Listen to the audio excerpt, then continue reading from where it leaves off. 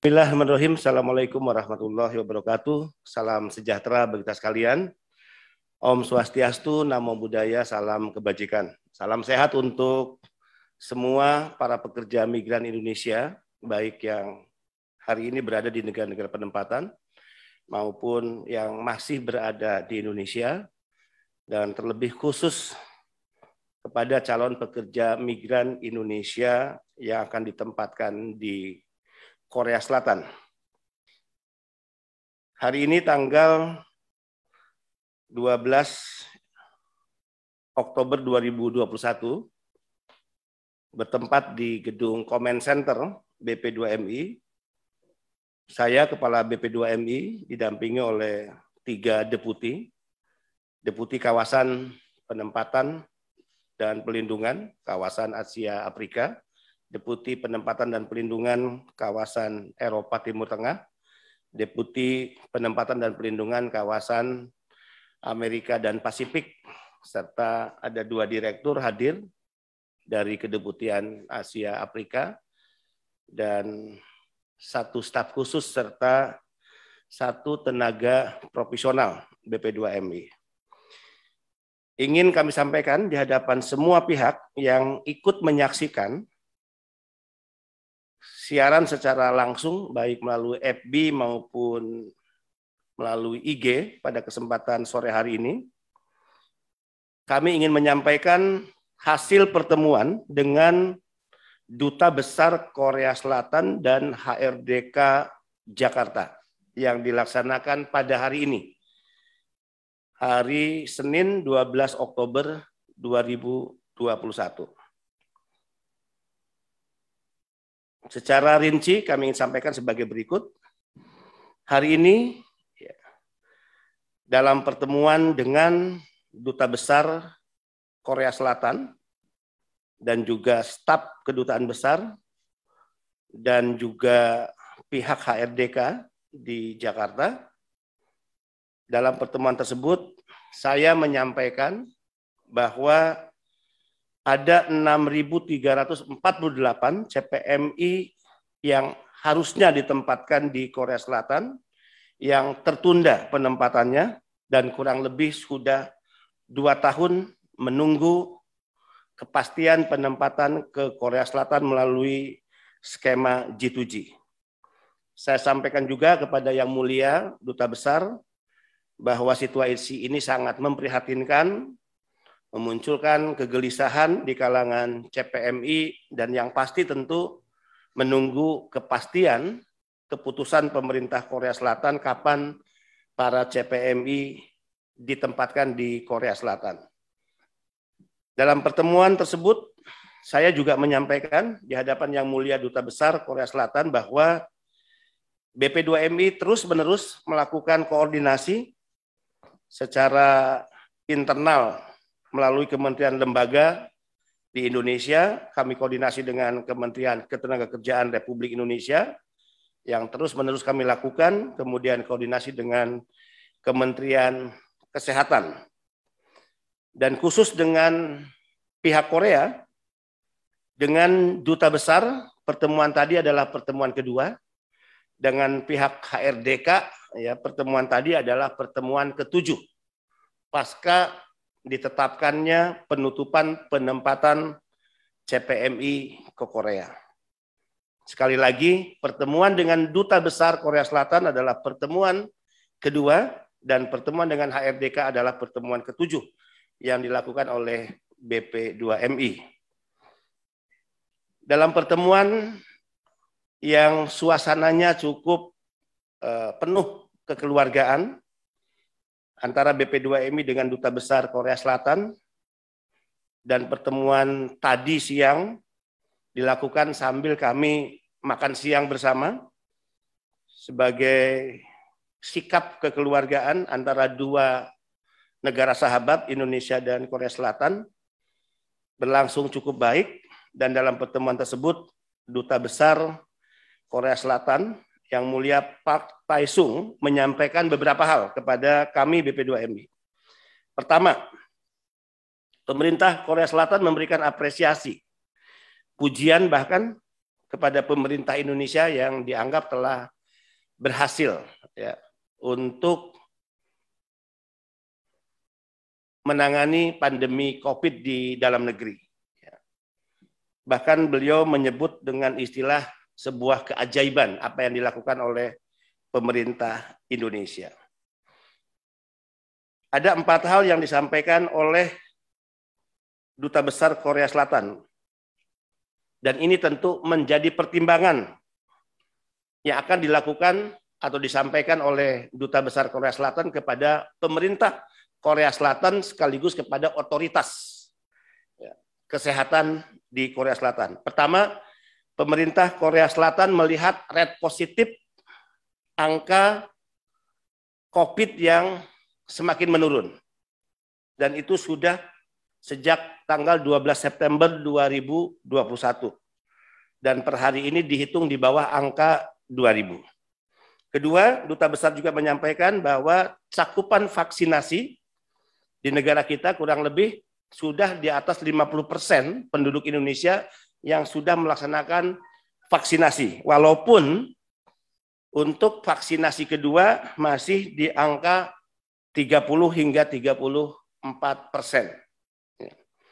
Ketiga, atas adanya penyebaran varian Delta COVID-19, pemerintah Korea melalui Duta Besar tadi menyampaikan bahwa pengendalian yang dilakukan atas penyebaran varian Delta yang dilakukan oleh pemerintah Indonesia juga cukup baik. Keempat, kasus angka terdeteksi positif warga negara Indonesia yang masuk ke Korea, tadi disampaikan oleh Yang Mulia Duta Besar, di bulan Juli 2021, itu sebanyak 470 orang. Dan 50% total dari pengunjung luar negeri ke Korea Selatan tersebut adalah berasal dari Indonesia. Dilihat dari deteksi positif COVID di bulan Juli dengan angka 470. Duta Besar Pak Taesung juga menyampaikan selain apresiasi kepada pemerintah Indonesia bahwa jumlah kasus yang sebagaimana saya sebutkan tadi di bulan September terdapat kurang lebih 39 yang datang dari Indonesia yang dinyatakan positif COVID. Ya, sekali lagi di bulan September ada 39 yang dinyatakan positif COVID. Untuk langkah-langkah mempersiapkan dibukanya kembali penempatan ke Korea Selatan, Duta Besar Pak Taesung juga tadi menyampaikan dan meminta beberapa hal yang tentu ini menjadi syarat untuk dibukanya kembali penempatan ke Korea. Yang pertama yaitu terkait seluruh CPMI harus sudah menjalani 2 kali vaksin. Tadi juga saya menyampaikan bahwa vaksinasi untuk CPMI per bulan ini sejak BP2MI gencar melakukan vaksinasi untuk para CPMI sudah menembus angka 14.000 yang sudah menjalani vaksin. Yang kedua, syarat yang kedua adalah jangan sampai ditemukan kembali CPMI nanti atau siapapun yang masuk ke Korea kemudian dinyatakan terdeteksi positif COVID. Ini tentu membutuhkan komitmen pihak-pihak yang memiliki otoritas harus memastikan benar bahwa siapapun calon pekerja migran Indonesia yang akan masuk ke Korea selain sudah menjalani 2 kali vaksin, tapi juga harus dipastikan ketika dia masuk ke Korea nanti tidak terdeteksi positif. Syarat yang ketiga disampaikan oleh Duta Besar Pak Taesung bahwa terkait karantina di Korea itu menjadi tanggung jawab sendiri dari pekerja migran Indonesia. Dan keempat, terkait pengobatan pengobatan bagi CPMI ya, selama karantina atau setelah karantina itu menjadi tanggung jawab juga sendiri dari CPMI. Khusus untuk dua hal ini, saya akan segera tentu mengkomunikasikan ini dengan Kementerian Ketenagakerjaan Republik Indonesia. Karena dua syarat yang terakhir tadi, di luar vaksinasi sudah 2 kali, tidak boleh terdeteksi positif ketika tiba di Korea, yaitu nomor 3 dan 4, di mana karantina ditanggung sendiri oleh CPMI, pengobatan ditanggung sendiri oleh CPMI, tentu ini harus benar-benar diantisipasi ya, dan mendapat daya dukung pemerintah Republik Indonesia. Tidak mungkin tentu ini diserahkan semua tanggung jawabnya kepada calon pekerja migran Indonesia. Kemudian saudara-saudara sekalian, tadi juga Duta Besar Pak Taesung telah menyampaikan dalam pertemuan yang kurang lebih tadi berlangsung selama 2 jam, ya, bahwa Duta Besar sudah bertemu dengan Ibu Menteri Ketenagakerjaan Republik Indonesia. Bahkan beliau juga sudah bertemu dengan Menteri Investasi, ya, Menteri Maritim dan Menko Maritim dan Investasi, Menko Marves Pak Luhut Binsar Panjaitan. Beliau juga sampaikan tadi bahwa Pak Luhut tegas atas nama pemerintah Indonesia, atas nama perjuangan bagi calon pekerja migran Indonesia, meminta kepada Duta Besar ya terkait cepatnya ya proses penempatan kembali CPMI ke Korea Selatan. Ini membuktikan bahwa perjuangan ini perjuangan bersama, tidak hanya dilakukan oleh BP2MI, tidak hanya dilakukan oleh Kementerian Ketenagakerjaan Republik Indonesia, tapi sekelas Menko Marves, ya, yaitu Pak Luhut Binsar Panjaitan turun tangan, ya, bertemu dengan Duta Besar dan menyampaikan harapan pemerintah Indonesia agar penempatan ke Korea segera dilakukan kembali. Kemudian saudara-saudara sekalian, nanti jika CPMI tersebut dinyatakan positif, sekali lagi ya, setibanya di Korea Selatan tadi harus dilakukan perawatan, ya, maka seluruh biaya perawatan menjadi tanggung jawab dari CPMI yang bersangkutan. Menjawab hal-hal yang disampaikan oleh Duta Besar, saya sampaikan tadi bahwa mengantisipasi atas rencana pembukaan kembali penempatan, jika itu segera dilakukan oleh pemerintah Korea, maka BP2MI telah satu, membentuk tim, ya, tim penempatan CPMI yang tidak hanya Korea, bahkan Taiwan.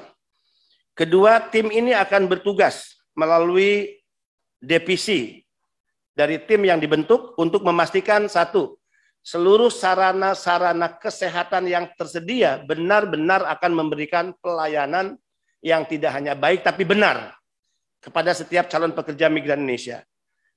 Tim ini akan memastikan terkait tempat-tempat penampungan atau balai latihan kerja luar negeri benar-benar memenuhi ya kualifikasi dan standar, ya, standar di mana protokol kesehatan selama PMI berada di tempat tersebut benar-benar dijamin terkait protokol kesehatannya. Bahkan saya juga memberikan garansi tadi kepada Duta Besar, nanti saat PMI akan terbang atau berangkat ke negara penempatan, sebagaimana penempatan ke Jepang yang sudah dilakukan oleh BP2MI, satu CPMI itu hanya bisa menempati 1 kamar hotel. Ya, tidak boleh lagi 1 kamar hotel akan ditempati oleh 2 orang CPMI. Ini untuk menjamin ya, bahwa calon pekerja migran Indonesia kita benar-benar tidak terpapar yang kemudian akhirnya dinyatakan positif sebelum atau bahkan ketika tiba di Korea Selatan. Kemudian pemerintah Korea tadi melalui Duta Besar juga meminta agar kami segera mengirimkan surat resmi ya ke Duta Besar Korea yang itu akan disampaikan nanti kepada pemerintah Korea terkait langkah-langkah apa saja yang sedang dipersiapkan oleh BP2MI. Tentu kami akan menyampaikan semua, pertama terkait tim yang sudah kami bentuk, terkait langkah-langkah dan tugas-tugas masing-masing divisi di tim, apa saja yang akan dilakukan, kemudian terkait jaminan terselenggaranya proses pelayanan kesehatan yang baik dan juga benar, jaminan protokol kesehatan tetap diberlakukan secara ketat baik di balai latihan kerja atau di tempat penginapan dan hotel di mana nanti CPMI akan diberangkatkan. Dubes Korea juga menyampaikan bahwa atas nama kepentingan keselamatan warga negara Korea atau siapapun, termasuk CPMI, maka Duta Besar Korea sudah menetapkan 10 rumah sakit di Indonesia. Tadi kami sempat meminta bocoran 10 rumah sakit itu mana saja yang sudah ditetapkan oleh pemerintah Korea yang akan menangani CPMI Korea yang akan berangkat ke Korea Selatan. Disampaikan tadi bahwa itu akan disampaikan menyusul oleh Kedutaan Besar Korea melalui staf BP2MI. Kenapa kami butuh rumah sakit yang ditentukan Korea atau 10 rumah sakit ini? Karena tentu BP2MI juga akan menyurat kepada rumah sakit tersebut meminta agar pelaksanaan pelayanan kesehatan, apapun bentuk pelayanan kesehatan yang dibutuhkan oleh CPMI itu benar-benar dilaksanakan secara baik dan juga benar. Tidak ada hal-hal yang tentu akhirnya akan dianggap pemeriksaan bodong, pemeriksaan asal-asalan dan sebagainya dan sebagainya.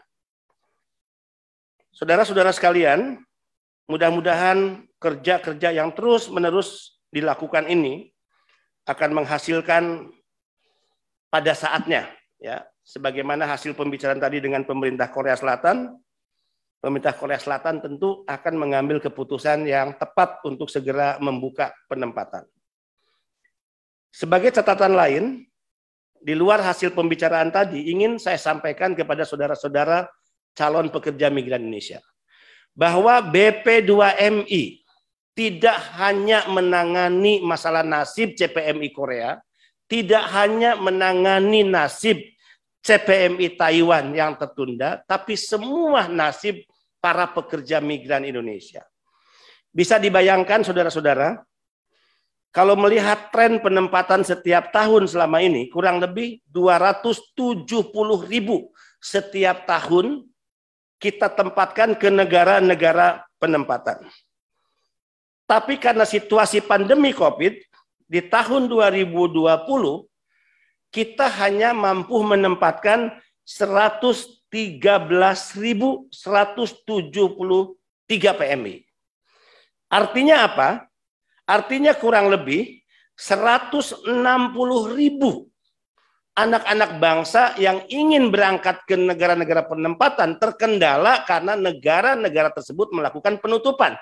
Jadi tidak hanya Korea, tidak hanya Taiwan yang bermasalah bagi anak-anak bangsa yang ingin bekerja di luar negeri, tapi banyak negara yang menutup masuknya warga negara asing ke negara mereka, dan itu berdampak kepada kurang lebih 160.000. Jadi tidak hanya Korea dengan jumlah 6.000, tidak hanya Taiwan yang 6.000, tapi ada 160.000 yang kehilangan kesempatan untuk bekerja karena pandemi COVID. Di tahun 2021 menurun lagi. Yang setiap tahun dalam kondisi normal kita menempatkan 270.000 pekerja per tahun, di tahun 2021 hanya kurang lebih 54.000 hingga bulan Desember ini, hingga bulan Oktober ini, 54.829.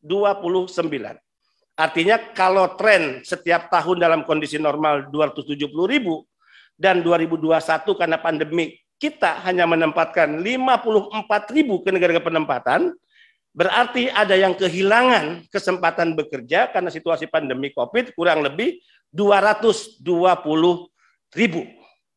anak-anak bangsa, rakyat kita yang kehilangan kesempatan bekerja atau tertunda kesempatan bekerja ke negara-negara penempatan. Ini data yang ada pada kami terhitung hingga tanggal 9 Oktober. Situasi ini tentu situasi yang memprihatinkan bagi kita semua, dan untuk menjawab hal-hal lainnya yang selama ini selalu ada pihak yang membuat informasi simpang siur, bahkan dengan sengaja ya menyebarluaskan informasi yang keliru, bahkan kecenderungannya ya lebih ingin membuat situasi menjadi gaduh. Pertama, sekali lagi ingin saya sampaikan, tidak ada keinginan pemerintah Indonesia, baik BP2MI, Kementerian Ketenagakerjaan Republik Indonesia, untuk dengan sengaja menunda atau tidak memberangkatkan para pekerja migran Indonesia. Kemarin di Rakornas di Bandung, Ibu Menteri Tenaga Kerja hadir di sana. Ibu Menteri Tenaga Kerja menyampaikan satu pesan dalam acara Rakornas, bagaimana pemerintah sengaja menunda penempatan pekerja, padahal di sisi lain pemerintah berkepentingan agar sebanyak-banyaknya para pekerja ini segera berangkat, karena itu diyakini oleh pemerintah akan membantu ekonomi negara. Jadi sekali lagi tidak mungkin pemerintah yang berkebutuhan ekonomi negara karena situasi COVID ini pulih, di mana bagian dari upaya pemulihan situasi ekonomi ini dengan memberangkatkan pekerja migran Indonesia ke negara penempatan, tapi pemerintah kemudian dengan sengaja menutup. Jadi itu hal yang sangat-sangat tidak mungkin dan bahkan keliru. Yang kedua, kalau hari ini khusus terkait penyampaian apa yang dihasilkan dalam pertemuan dengan Duta Besar Korea Selatan, pasti ada pertanyaan terkait Taiwan seperti apa. Ini juga muncul di Facebook. Mohon maaf dengan segala hormat, sesuai yang pernah saya sampaikan juga secara langsung, ya, secara langsung, tim kami sudah bergerak, ya, bersama dengan Kementerian Ketenagakerjaan, kalau tidak salah pada tanggal berapa ya itu ya? Tanggal 5 sampai 7 Oktober. Ya. Jadi gabungan tim Naker, ya, kemudian dari BP2MI turun sebagaimana tugas yang BP2MI sampaikan melalui surat keputusan tim. Ya. Saat itu turun ke Jawa Barat, kemudian Cirebon, kemudian Jawa Tengah, dan juga Jawa Timur, ya, memastikan perusahaan-perusahaan di mana PMI ditampung, apakah protokol kesehatan berlangsung secara benar, secara baik atau tidak, dan sebagainya. Tapi memang keseluruhan dari apa yang dilakukan oleh tim pada tanggal 5-7 Oktober tersebut, ya, atas dasar surat yang dikeluarkan oleh Binapenta, memang dihimbau untuk tidak diekspos, ya, tidak diekspos, karena BP2MI saat itu hanya menjadi bagian yang mengikuti, mendampingi tim yang diturunkan oleh Naker, ya.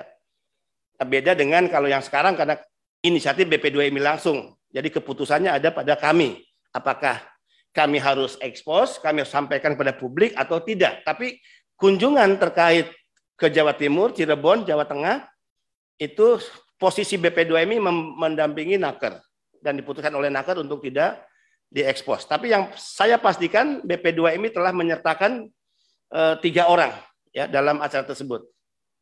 2 dari staf BP2MI dan 1 dari tenaga profesional, yaitu saudara Adnil Tan. Ya, jadi mohon maaf jika terkait apa yang sudah dilakukan 5-7, ya, sebagaimana yang saya sampaikan tadi, posisi BP2MI hanya mendampingi Naker, dan keputusan dari surat yang dikeluarkan oleh Dirjen Binapenta memang tidak bisa disosialisasikan. Beda dengan hasil pertemuan yang kami inisiasi hari ini BP2MI dengan Duta Besar. Jadi tidak ada juga permintaan dari Duta Besar untuk tidak diekspos. Saya bahkan tadi meminta izin kepada Yang Mulia Duta Besar bahwa kami akan menyampaikan ke publik, ke halayak, apa yang kita bicarakan, ya, dalam pertemuan hari ini.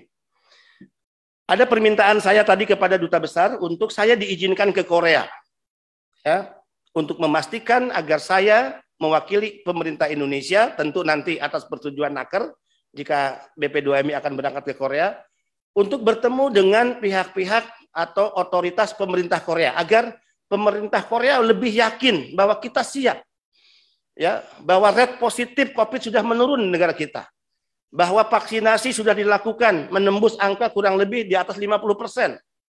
Ya, dan 30% di atas yang sudah 2 kali vaksin. Kita juga sudah membentuk tim. Semua kita siapkan terkait sarana kesehatan, terkait fasilitas-fasilitas di mana nanti PMI akan ditampung, ya, menjelang keberangkatan di hotel-hotel dan sebagainya. Tapi tadi Dubes Korea menyampaikan bahwa itu tidak perlu dilakukan karena 2 kali pertemuan dengan duta besar, ya, dianggap oleh duta besar karena duta besar posisi mewakili pemerintah Korea. Jadi 2 pertemuan perundingan, ya, duta besar mengistilahkan itu. 2 pertemuan di mana kita sudah melakukan negosiasi dan pertemuan yang dinyatakan positif dan posisinya sudah sudah bisa dikatakan mewakili BP2MI pemerintah Indonesia dan duta besar mewakili pemerintah Korea. Jadi dianggap cukup. Ya, bahkan tadi duta besar guyon, jika nanti saatnya berangkat, saya menginginkan Pak Kepala BP2MI berada dalam satu pesawat, ya, di mana PMI akan terbang dari Indonesia, ya, menuju Korea Selatan. Dan saya langsung sanggupi itu, bahwa oke, saya setuju, nanti penerbangan pertama untuk CPMI Korea yang tertunda, saya akan menjadi salah satu yang ada di pesawat itu bersama-sama dengan pekerja migran Indonesia. Yang terakhir, saudara-saudara, ya, jangan pernah menyerah dan juga tentu jangan pernah mudah dihasut oleh berbagai pihak yang menganggap seolah-olah kita tidak bekerja, tidak melakukan apapun, ya. Dan jangan pernah berpikir bahkan mau dihasut oleh pihak-pihak tertentu seolah-olah tertundanya atau ditutupnya Korea dan Taiwan itu karena kemauan pemerintah Indonesia. Ya, ini salah besar, ini keliru besar. Pemerintah Indonesia yakin percaya diuntungkan jika para PMI dengan jumlah yang sangat besar ini segera berangkat ke negara-negara penempatan karena itu akan menjadi bagian yang akan membantu kondisi ekonomi negara ini. Ya, dalam beberapa hal memang kayak yang dilakukan oleh tim dari Naker, yang dari BP2MI ada Saudara Adil, memang tidak semua pertemuan yang bisa diekspos.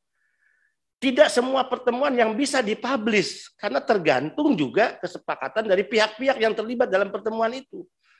Ya, percaya, saya sebagai Kepala BP2MI yang memulai tradisi di mana hanya untuk rapat pimpinan pun kita bisa siarkan live sebagai bentuk keterbukaan, dan ini adalah era transparansi. Tidak boleh dan tidak ada satupun di mana negara, ya, melakukan dan mengambil kebijakan apapun yang kemudian harus ditutup-tutupi di depan masyarakat, di depan rakyatnya. Ya, karena kita tahu persis yang tidak boleh, ya, diumumkan ke publik, disiarkan secara langsung itu ketika kita bicara tentang keamanan negara. Nah, itu yang tidak boleh.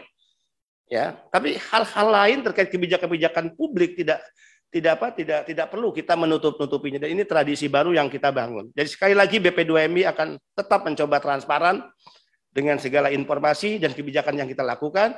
Bahkan saya katakan siapapun bisa datang ke kantor saya, siapapun bisa bertemu dengan saya dimanapun. Tapi jika saya diajak untuk melayani pertanyaan, ya, melalui media sosial, tentu saya tidak punya cukup waktu untuk itu. Tangan saya terbatas, jari saya terbatas, ya. Jadi jangan juga nanti ada yang marah, ngambek hanya karena ada pertanyaan kemudian tidak dijawab dengan serta-merta.